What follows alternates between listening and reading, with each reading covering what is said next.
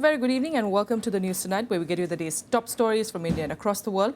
Let's start with the headlines. Polling concludes for 61 assembly seats in Assam and 31 constituencies in West Bengal. Heavy voting is witnessed in the second stage of elections as well in both states. Can tradition override the constitution? Supreme Court asks while hearing a petition to allow the entry of women at the Sabrimala temple.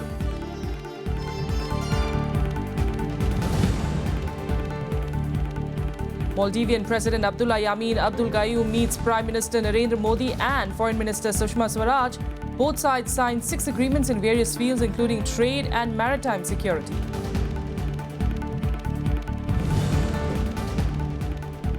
North Korean officials, including a senior military colonel, defect to South Korea. The incident is expected to further raise tension in the Korean peninsula.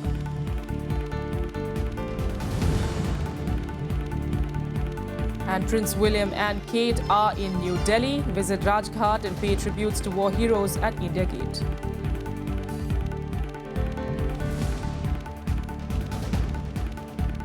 Well, the top story this evening is, of course, elections. Let's get you all of that in our special segment, Verdict 2016.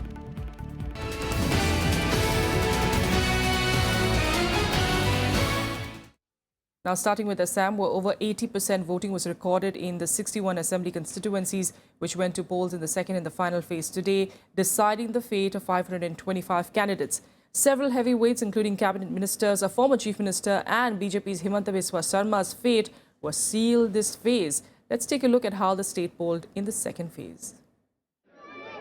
The second of the two-phase Assam Assembly election began at 7 a.m. amid tight security, with the remaining 61 of the state's total 126 constituencies going to polls. An electorate of over 1 crore were eligible to exercise their franchise in 12,699 polling booths to decide the fate of 525 candidates. Security was tightened across the constituencies, particularly those in 4 Borderland Territorial Area districts where NDFBS Ultras are active, and in Golpara district, which witnessed a bomb blast recently. Of the 61 seats that polled in the second phase, 28 have Muslims as a majority or a deciding factor. If they voted largely for the Congress, it will hurt the BJP and its allies. If they lean towards the AIUDF or split between the Congress and the AIUDF, the BJP can look at forming its first government in Assam. In the final phase, a total of 525 candidates are in the fray. Congress has fielded 57 candidates. BJP is contesting in 35 seats. BJP's allies, Assam Gana Parishad in 19, Bodo People's Front in 10, Badruddin's All India United Democratic Front in 47. 217 candidates are also contesting the polls this time as independents, and there are 140 others in the fray. You seem to be casting your vote for the first time, is that what it is? Yes, this is my first time. Oh, that's wonderful. How's the feeling? And I'm feeling good. What seems to be most important for you as far as, in terms of issues for casting your vote? For me, changes regarding health and education is more important. And yes. Also job facility. For a student, it is main thing is job facility. They're going to there after that finishing their education. Main thing is that. So because of this, the development of all sides are required.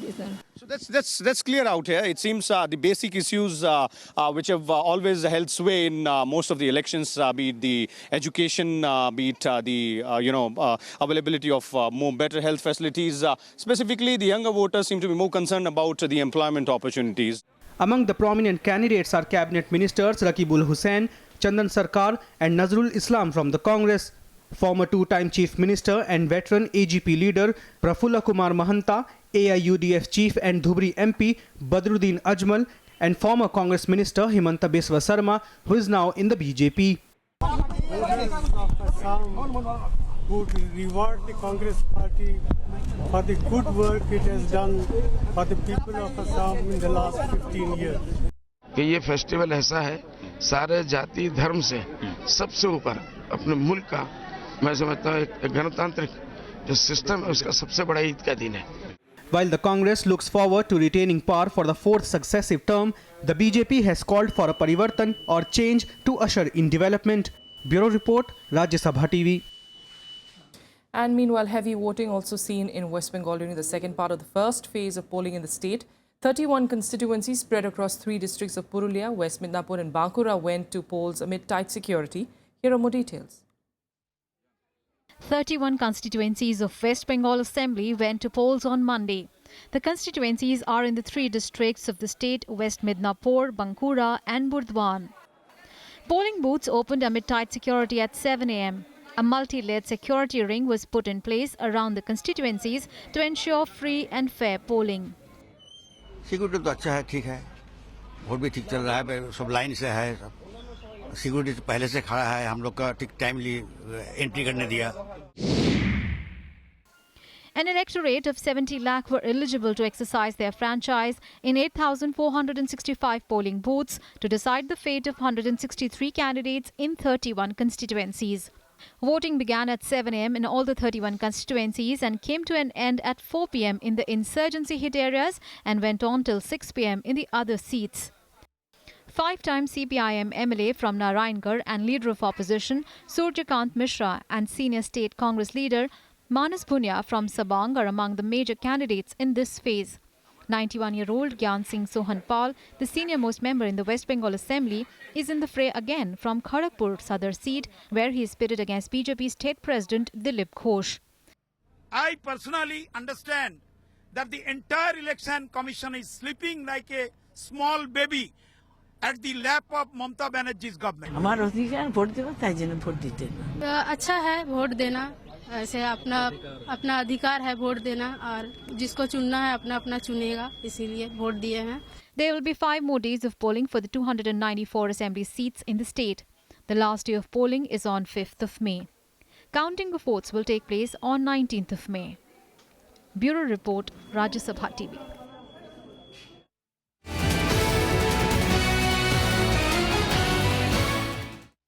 On to more national news, and at least 11 people were killed and 12 others injured when a high-voltage cable fell on them during police firing in Tinsukia district in Assam today. Police had to open fire when protesters pelted stones and tried to storm the Pangri police station. The armed protesters wanted 3 men accused of killing 2 area residents handed over to them. The mob pelted stones at the police station when the police fired at the air to disperse the crowd. The bullets hit an overhead high-power electric wire that snapped and fell on the protesters. 10 of them were killed on the spot, while others were electrocuted. Another person died on his way to the Assam Medical College Hospital in neighbouring Dibrugarh district. Heading down south now, the Supreme Court took a stern view of women not being allowed inside the Sabrimala temple, asking lawyers representing the temple trust whether any tradition can override constitutional provisions. The apex court asked, and I quote, "If God does not discriminate between men and women, why should discrimination exist in temples? We want to test this on constitutional parameters," unquote. Well, the Supreme Court bench, headed by Justice Deepak Mishra, asked the lawyer for the Travancore Devaswam Board to apprise it whether this practice was intricately fundamental to religious custom or practice and hence cannot be interfered with.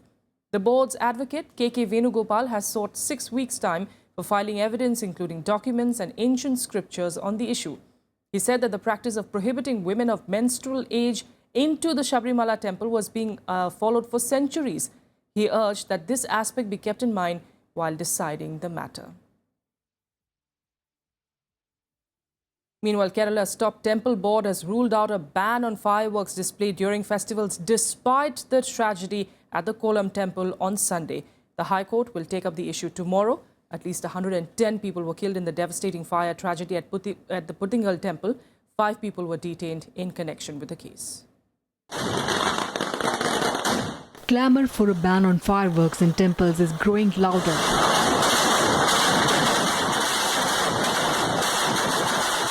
On Sunday, a massive fireworks display took a tragic turn at the Puttingal temple in Kerala's Kollam district, claiming over 100 lives and injuring scores. But despite the heart-wrenching incident, the Travancore Devaswam Board is still not in favour of a complete ban on fireworks display during festivals. A Kerala High Court judge had sought a judicial intervention to ban firecrackers during temple festivals. The authority denies permission, the other authority allows it to go ahead. Why this contradiction? The state government has a lot to answer. Kerala police blamed Puttingal Devi Temple's management for the massive fire. 5 people associated with the fireworks display have been taken into custody. A case of illegal possession of explosives have also been registered against the temple. Police forces have also found 3 abandoned cars packed with sacks full of firecrackers near the temple. A judicial probe is on. We have denied the permission for this fire display, open display this time. That is fact. Not taken any license for display of the fireworks, which is mandatory under the Explosive Rules 2008. They have flouted other rules also.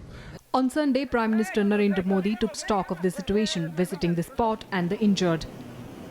Health Minister JP Nadda is in Kollam with a special 25-member team of doctors from premier medical institutions in Delhi.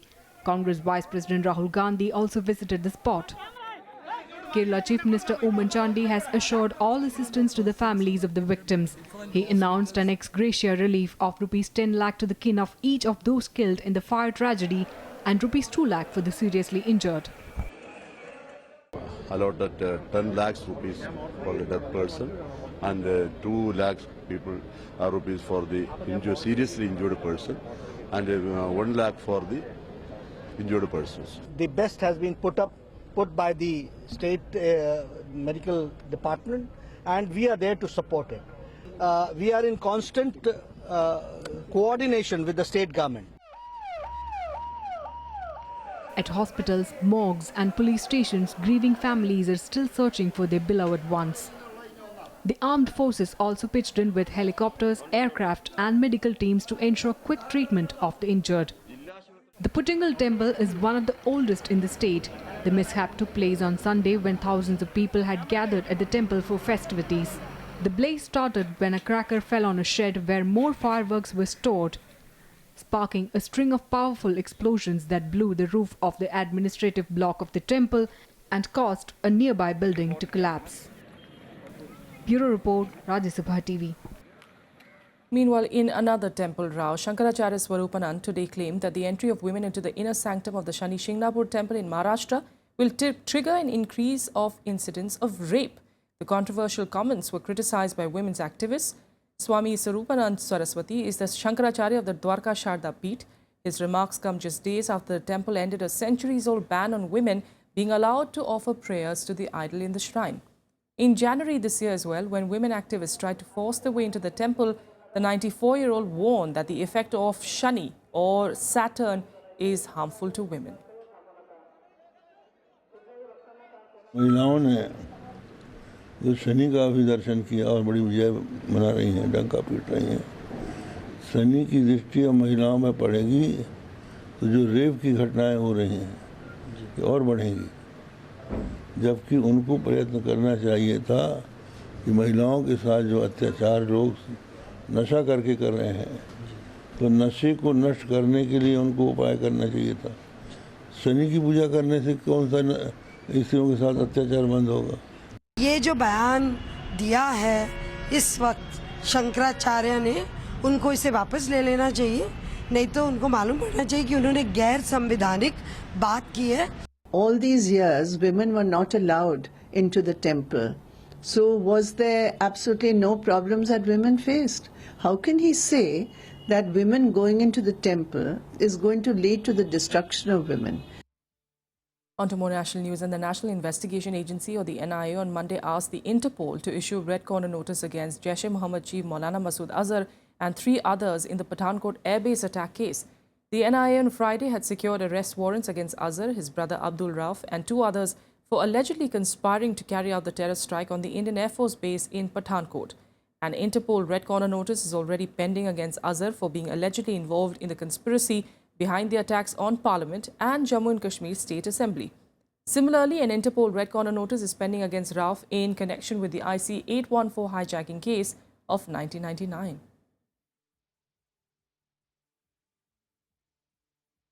Now let's get you some more national news updates in our segment Nationwide.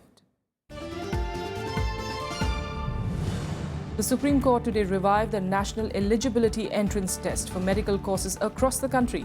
This came after the court recalled its 2013 order by which the common entrance test for admissions to MBBS, BDS and PG courses in all medical colleges were quashed.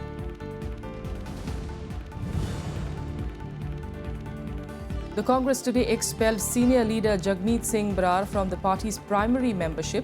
Brar recently claimed that the Aam Aadmi Party was gaining ground in Punjab. Congress General Secretary and in charge for Punjab Affairs, Shakil Ahmed, announced Brar's expulsion, claiming that the action was taken as he was trying to demoralize party men through his statements. 11 people were killed in an accident when a car collided with a bike in Andhra Pradesh on Sunday. The incident occurred when a tyre of a car burst on National Highway 16. A police team soon rushed to the spot. The bodies were shifted to a hospital in nearby Nakapalla village for post-mortem.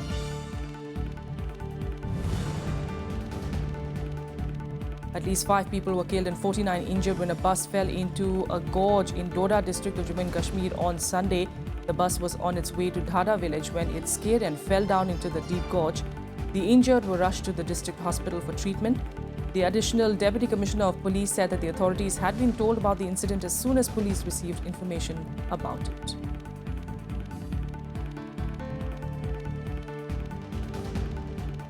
With that, a quick break here. We'll be back with more news in a bit. Do stay with us.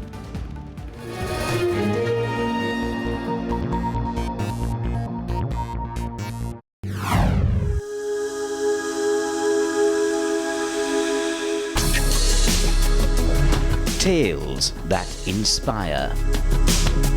Stories of social change. A salute to diversity. Promoting public discourse. Events that motivate. Inspiring the innovative spirit. Watch Rajya Sabha television documentaries on Rajya Sabha television.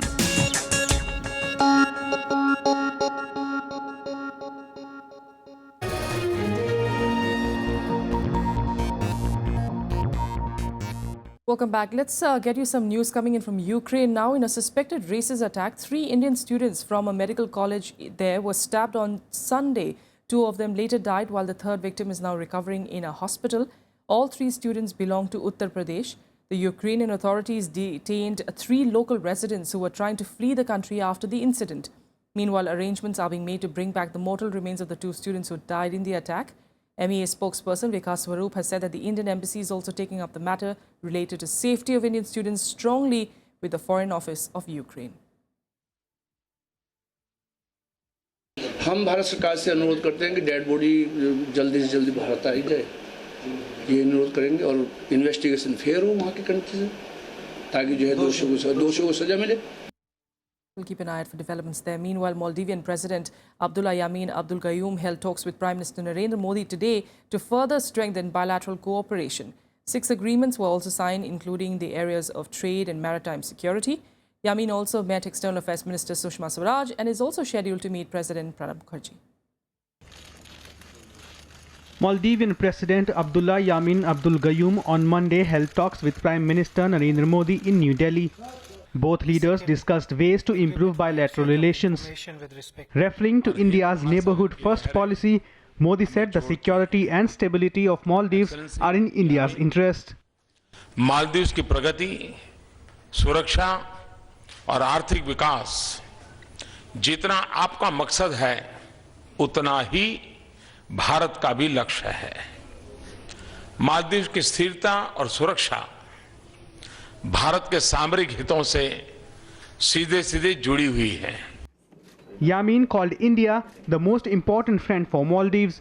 He also pointed out that relations between the two nations are based on civilizational roots. The security of the Maldives is intimately linked with the security of India.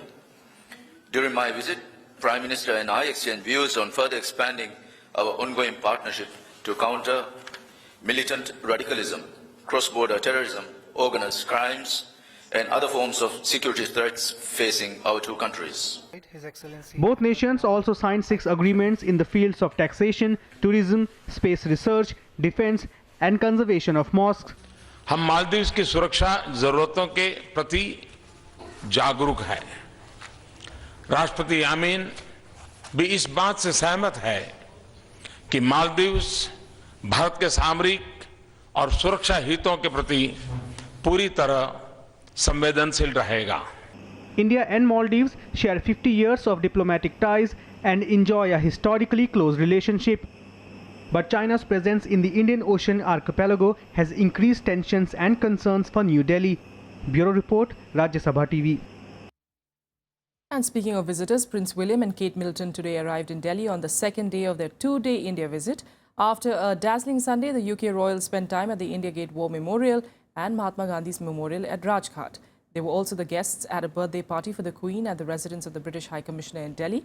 Yesterday, Prince William and Kate also met young entrepreneurs in Mumbai and witnessed some of their path-breaking innovations. Prince William has revealed that India was top of Kate's list of places to visit when they married.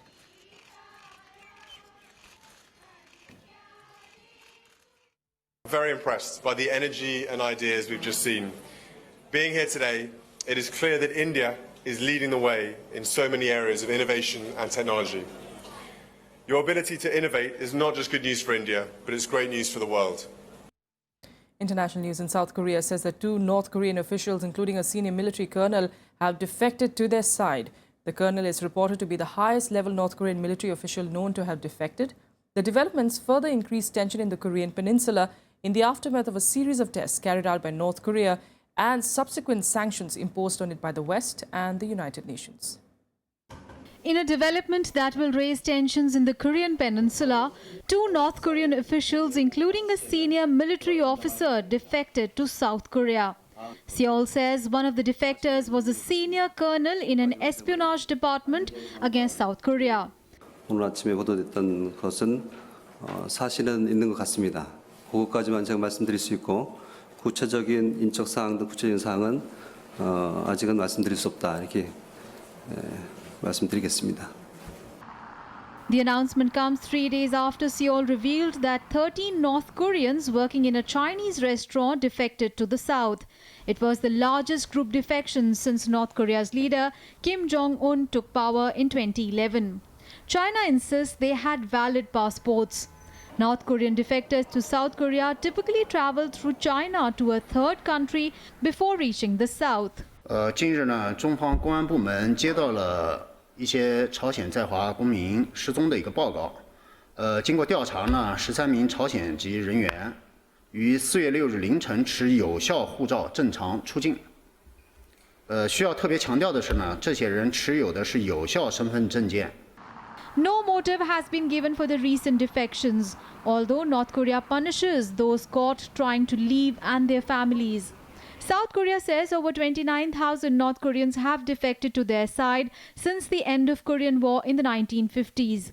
It blames the rise in defections to Kim Jong-un's brutal approach to the country's elite, even executing some of them when they fall out of favor. Seoul also denies Pyongyang's accusations of enticing North Koreans to defect. Bureau Report, Rajya Sabha TV. And now let's take you through some more international news updates in Global Buzz.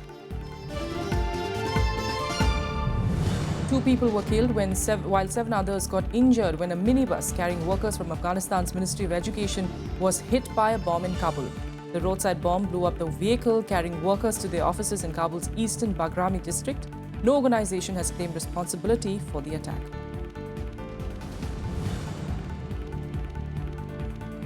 Two militants were killed and a third blew himself up in an attempt to attack a police station in southern Russia on Monday.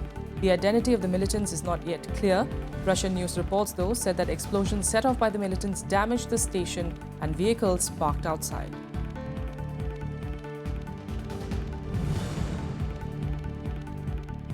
Islamic State militants retook a strategically important town in northern Syria from rebel forces. The Syrian Observatory for Human Rights reported that Al-Rai was overrun early on Monday after intense fighting. Al-Rai is close to the border with Turkey and is a key supply route into IS-held territory in Aleppo province.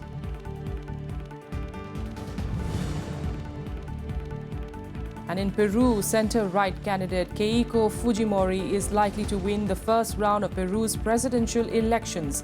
With 2/5 of ballots counted, Fujimori had 39% and appeared likely to face Pedro Kuczynski, a former World Bank economist, in a June runoff vote. Kuczynski had 24%, while leftist Veronica Mendoza had 17%.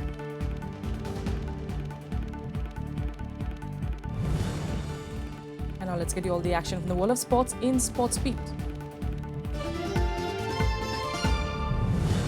The Indian men's hockey team beat Canada 3-1 to win their second match of the Sultan Azlan Shah Cup in Malaysia. Nitin Timaya, Harmanpreet Singh and Talvinder Singh scored for India, while Keegan Pereira scored the lone goal for Canada in the second quarter. India now occupy the third spot in the round-robin league standings with 6 points from 3 outings.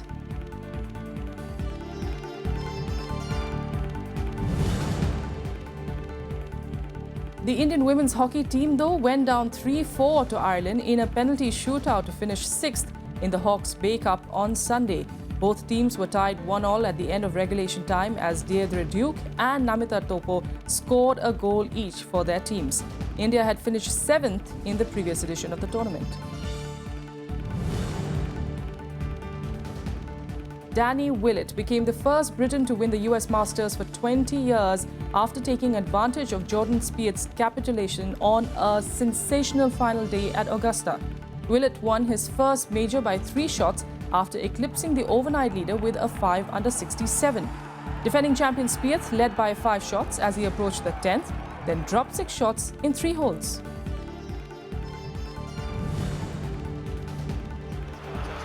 Tottenham Hotspur defeated Manchester United 3-0 to remain 7 points behind table toppers Leicester City with 5 games remaining in the Premier League season. The first half finished goalless before Spurs scored 3 goals in 5 minutes and 45 seconds in the second. Del Ali gave them the lead before goals from Toby Alderweireld and Eric Lamela completed the scoreline. Meanwhile, Liverpool defeated Stoke City 4-1 at Anfield in the Premier League. Alberto Moreno scored the opening goal for Liverpool in the 8th minute. Later, Bohan equalised in the 22nd minute. A goal from Daniel Sturridge before half-time gave the Reds the lead, before a brace from Divock Origi gave Liverpool the 3 points needed to move up to the 8th position.